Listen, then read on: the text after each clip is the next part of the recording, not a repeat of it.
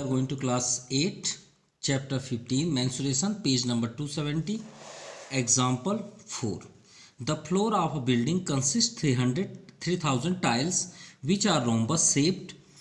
Each of its diagonals 45 cm and 30 cm length. ठीक है, diagonals दिया हुआ है रोम्बस का. Find the cost of polishing the floor at the rate of 4 rupees per metre square. तो हमें एक मतलब एक रूम है, सपोज ये रूम है, ये मान लीजिए एक टाइल्स है. ओके, ये टाइल्स पे हमें पेंट कराना है. अब ये जो टाइल्स है, सपोज ऐसा समझिए कि ये आपका एक रोम्बस फॉर्म पे है. ठीक है, लाइक दैट कोई भी आप एक ले सकते हैं, लेकिन ये तो आपका एक रेक्टेंगल शेप पे है. थोड़ा सा अगर कॉर्नर को सीधा कर दिया जाए, तो अगर ये आपका रोम्बस शेप में हो तो हम इसमें अगर पॉलिशिंग कराएं तो पॉलिशिंग अंदर कराएंगे ना, इसके बाउंड्री में तो नहीं कराएंगे कि बाउंड्री में कराएंगे. हमें अंदर भी पॉलिशिंग कराना है इन सभी जगहों में. तो कैसे, तो उसके पूरे अंदर हम वर्क कर रहे हैं, तो अंदर वर्क करने को क्या बोलते हैं? एरिया बोलते हैं. क्या बोलते हैं? एरिया.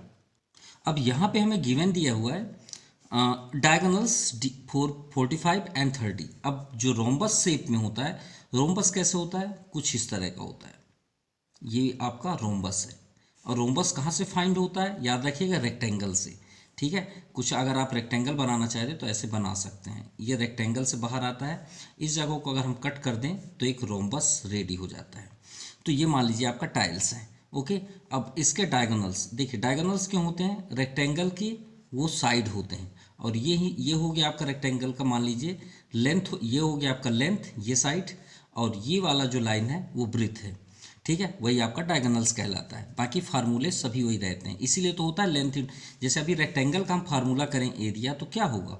Length into breadth. तो लेंथ ये हुआ, तो इसी का लेंथ अगर हम देखें ये लाइन का, तो यही तो हुआ डायगोनल्स. तो चाहे आप डायगोनल्स बोल लीजिए, चाहे लेंथ बोल लीजिए, और यही लेंथ आपका ये है 45. तो ये आप 45 है, तो ये आपका 45 हुआ. और ब्रेथ क्या हुआ? ये जैसे ये ब्रेथ है आपका, तो आपका ये हिस्सा भी ब्रेथ होगा. तो ब्रेथ कितना दिया हुआ है? 30. तो सिंपल.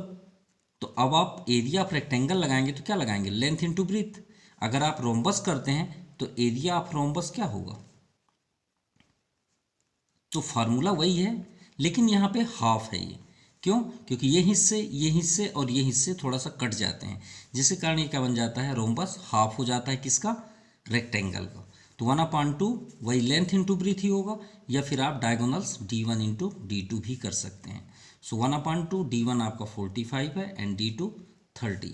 सो 2 से ये कैंसिल हो गया. 15 से 15 5 जा 45, 15 5 जा 75 एंड 7 रिमाइंडर, 15 4 जा 60 एंड 67.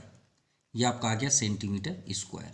लेकिन ये किसकी हम बात किए? एक टाइल्स की बात की है ना, सभी टाइल्स की तो नहीं बात की है. हमने तो सिर्फ एक टाइल्स किया, लेकिन यहाँ पे टाइल्स कितने हैं? 3000 हैं. कितने उस रूम पे लगे हैं? 3000. तो अब आप करेंगे टोटल एरिया. तो total area of tiles, total area of 3000 tiles. तो आप यहाँ पे टाइल्स कर दीजिए.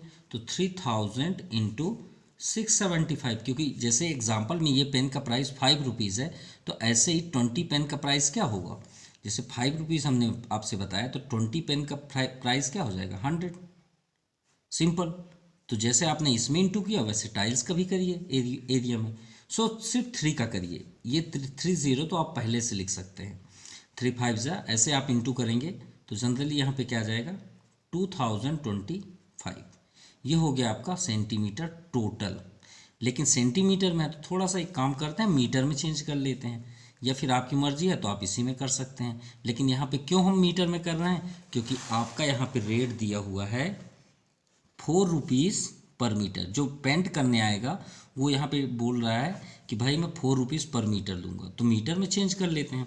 अब मीटर में चेंज करने में भी यहाँ पे थोड़ा सा क्या प्रॉब्लम्स होती है वो देखते हैं, क्योंकि सेंटीमीटर स्क्वायर है, यहाँ पे सेंटीमीटर 2 हैं. कितने हैं? 2. तो भाई मीटर में आप चेंज करेंगे तो 100 बस का तो नहीं करेंगे. तो आप क्या करेंगे? यहाँ पे 2 बार आप 100 का डिवाइड करेंगे, या फिर आप 4 0 एक साथ कर सकते हैं. सो ये 2 0 कैंसिल, 1 0 और कैंसिल. और 10 से आप कट मत करिए सीधे, क्योंकि पॉइंट यहाँ पे आ जाएगा, तो 10 है तो ये पॉइंट यहाँ पे आ जाएगा, तो 202.5 मीटर स्क्वायर। अब इतना हुआ टोटल एरिया। अब वो जो पेंट करने वाला है वो बोल रहा है भाई मैं आपसे कास्ट कितना लूँगा, 4 रुपीज़ पर मीटर स्क्वायर। सो वही बात आ गई ना पेन वाली बात, कि एक पेन 5 रुपीज़ का है तो 20 पेन कितने के होंगे, तो भाई वो 20 मान लीजिए मीटर है और 5 का इंटू, तो चार्ज कितना कर रहा है 4 रुपीज़। तो cost of polishing the floor, तो फ्लोर का क्या हो जाएगा आपका 202.5 में 4 रुपीज़ का इंटू कर दीजिए, 5 4 जा 20, 5 2 जा 4 2 जा 819 एंड 40 4 2 जा 8, यानी आपका यहाँ पे पॉइंट लग जाएगा 809 रुपीज़। तो हम इसे अप्रॉक्सीमेटली में क्या समझेंगे, 5 4 जा 20 होगा, 5 4 2 जा 8 टू 10 हो जाएगा, रिमाइंड 1, 401 यहाँ पे 810 आएगा। ओके, सो रुपीज़ कितना हुआ 810 रुपीज़, यानी वो उसका चार्ज हुआ, ये आपका आंसर हुआ। अब बात करते हैं example 8। Mohan want to buy a trapezium shape field. अब मोहन एक ज़मीन मतलब एक लैंड परचेस करना चाहता है, ठीक है। Its side along the river is parallel, देखिए एक रिवर है ये, two parallel to the twice of the side along the road, मतलब इतना एरिया यहाँ पे लेना चाहता है जितना कि ये ट्वाइस है रिवर के साइड और उधर का हिस्सा ट्वाइस ना हो। मतलब कहने का मीन्स है, मान लीजिए यहाँ पे हम एग्जाम्पल समझ रहे हैं, एग्जाम्पल 8, ये रिवर हो गया, तो चलिए हम ऊपर यहीं पे कर लेते हैं, या फिर जहाँ भी आपको करना है, ऐसा नहीं है कि हम उस डायग्राम के अगेंस्ट नहीं जा सकते, हम अपने से भी बना सकते हैं। ये मान लीजिए रिवर है, ठीक है, ये रिवर हुआ।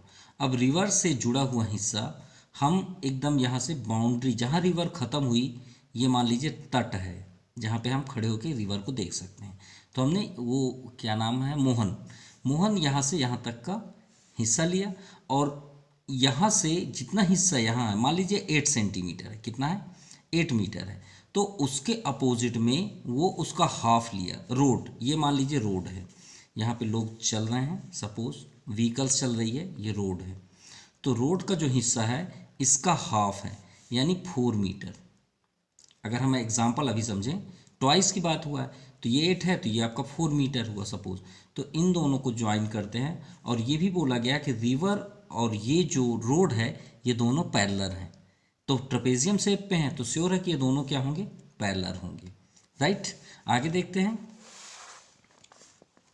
Parallel to and twice long side if the area of this field, अब इसका एरिया कितना है 10,500 मीटर स्क्वायर, ये हो गया एरिया। एरिया हमेशा सेंटर पे होता है, अभी हमने टाइल्स का एग्जांपल भी दिया था। And perpendicular distance between two parallel side is 100 metre. Perpendicular मतलब हाइट, हमने लास्ट वीडियो में आपसे बताया था लेंथ और हाइट में क्या डिफरेंस होता है। हाइट 90 डिग्री होता है, लेंथ कैसे भी हो सकता है, ठीक है, हम ऐसे भी लेंथ हम अटेंड कर सकते हैं। तो हाइट स्ट्रेट होती है, तो हाइट आपकी मर्जी, चाहे आप यहाँ ड्रा कर सकते हैं या तो फिर आप इसके सेंटर में ड्रा कर सकते हैं, जहाँ भी आपको करना है। ये हमने हाइट कर दी, तो हाइट हमेशा 90 डिग्री होती है, और इसका डिस्टेंस कितना है 100, ठीक है, 100 मीटर। आगे देखते हैं, find the length of side along the river. तो हमें फाइंड करना है साइड किसका, रिवर का, कि इसकी साइड्स कितनी होंगी। तो सबसे पहले हमें तो ये समझ में आ गया कि ये 8 है, सपोज हमने किया, तो ये कितना होगा 4, राइट। तो हम रोड वाले साइड का x कर लेते हैं, तो length of road side equal to x, then river side, length of river side, तो रिवर साइड क्या हो जाएगा ट्वाइस है, यानी 2x।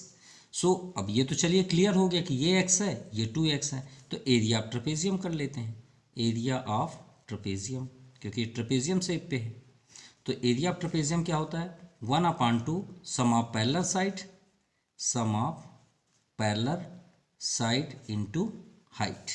तो sum of parallel side means जो आपके पैरेलल है, इन दोनों को ऐड कर लेते हैं, x + 2x इंटू हाइट 100, और एरिया ऑफ ट्रेपेजियम तो आपको ऑलरेडी दिया हुआ है, ये सेंटर पे हमने लिखा है 10,500। बस सिंपल, इससे जो एक्स आएगा ये दोनों साइड का लेंथ हो जाएगा। सो 1/2 है, ये क्रॉस में है इंटू में, तो आप इसे कट कर सकते हैं, लेकिन याद रहिएगा अंदर बिल्कुल भी मत कट करिए क्योंकि यहाँ प्लस है। तो यहाँ 50 आया, 50 को आप ट्रांसफ़र कर दीजिए, यहाँ पे बचा 3x। सो ये 50 है तो 0 0 कैंसिल, 5 2 जा 10, 5 1 जा 5, 210। तो 210 अपॉन 210 इक्वल टू 3x। तो 3 को ट्रांसफ़र कर लेते हैं, 3 7 जा, ये आ गया आपका 70। तो 70 मीटर हुआ रोड साइड का, और इसका जस्ट डबल है तो 2 का इंटू कर देंगे तो ये हो जाएगा 140। तो यहाँ पे कर देते हैं 140। सो आप यहाँ पे लिख सकते हैं length of road side equal to x equal to 70, और लेंथ ऑफ रिवर साइड, तो रिवर साइड क्या है 2x, तो 2 इंटू